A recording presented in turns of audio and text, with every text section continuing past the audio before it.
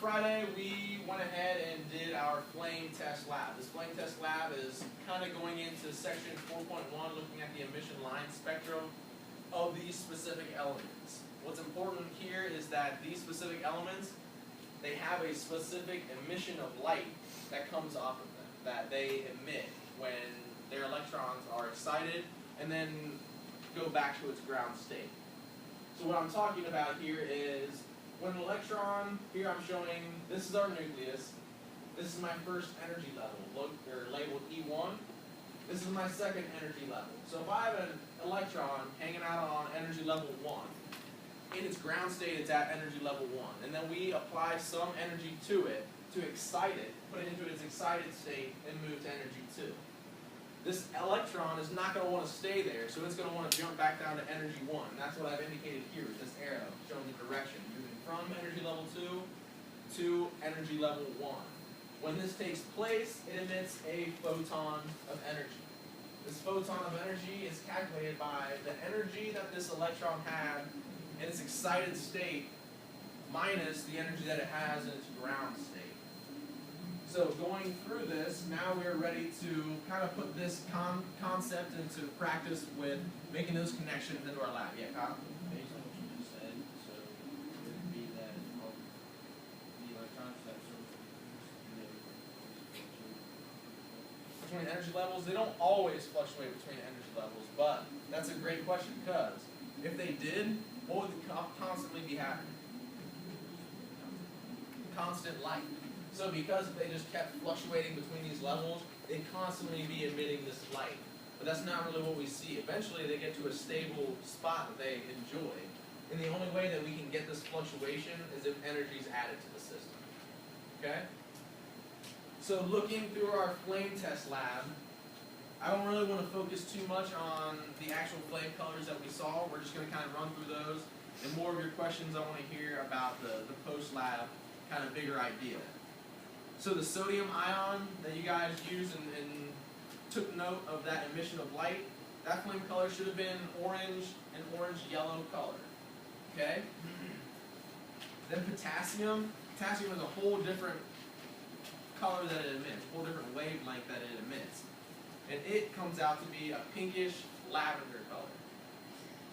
What did you guys get for calcium? What kind of emission of light did you get there? Orange. Was it darker orange than the sodium? Yeah. It was kind of a reddish orange. And this is all subjective, and we'll get to that. Barium. Yellow. Yellow-green. That's what, yellow-green is what you should have down. It's a specific, it makes it distinguishable from other elements. And strontium. Orange, like another reddish orange color, a darker orange. What about lithium? It's red. What about, was it very bright? Was it like a hot pink, very bright red? Okay, so that's what you should be getting here. And copper.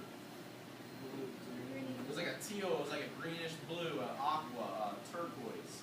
So anything like that, anywhere that I can tell that you are seeing these indicative wavelengths.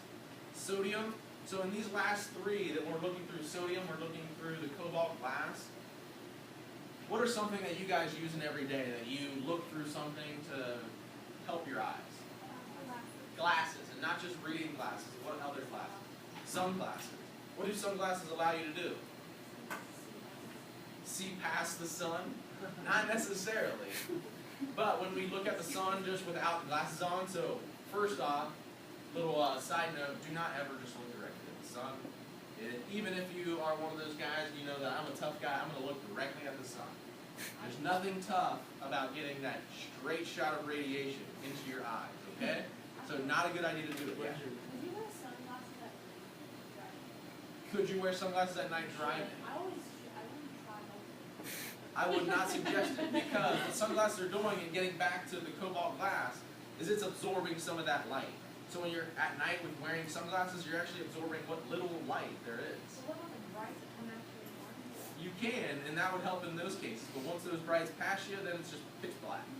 And that's not good while driving. So when we're doing with the cobalt glasses, we're using this as a lens. We're using this to kind of absorb some of the wavelengths of light and then allow us to see some of the others. So when you looked at the emission of sodium, through the glass, what did we see? White. You saw white. That's a perfect example. You saw white. It's very faint white, not a lot of color there.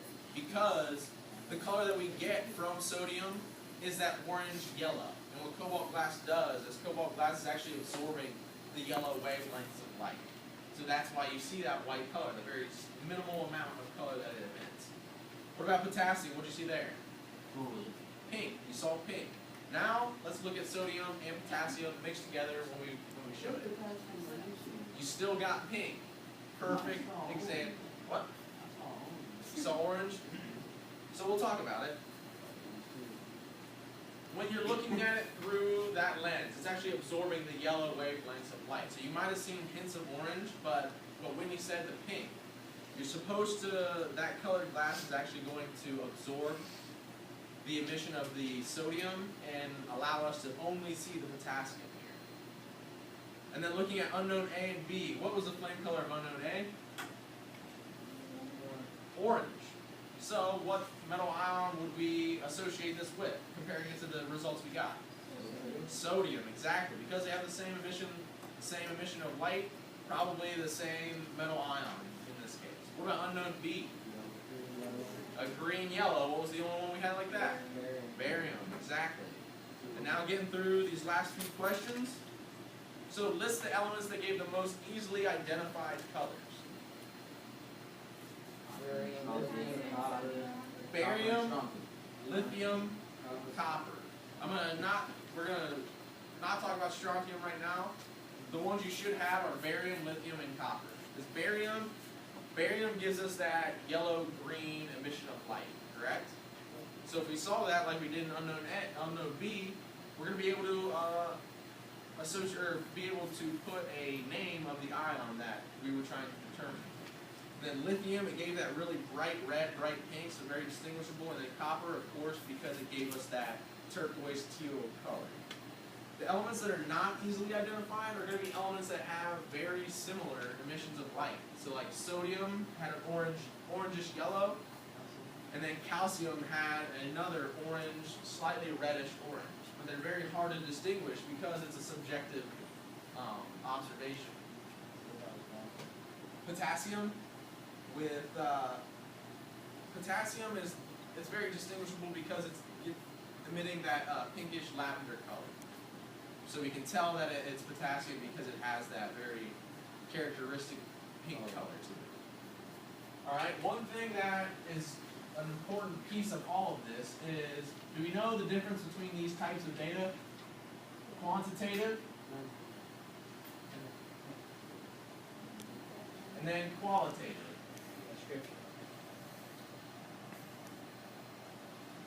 So, what was it? I heard them, but quantitative? Numbers, dealing with numbers, specific amounts, specific measurements. And then qualitative is what? Description, so just observation. So in this test that we ran, the lab that we had, what was the type of test that we did? Qualitative. And it's a great example of a qualitative test because we didn't calculate any type of specific amounts or numbers. So it is a qualitative test because we're going observation, we're just taking notes of exactly what we see and the interpretation that we have for these colors, and for the emissions of these different elements. One thing though, when getting back to when we had the slight discrepancies of whether it was yellow, whether it was yellowish green, whether it was orange, whether it was red orange or light orange, so it's very subjective to the observation that you personally make.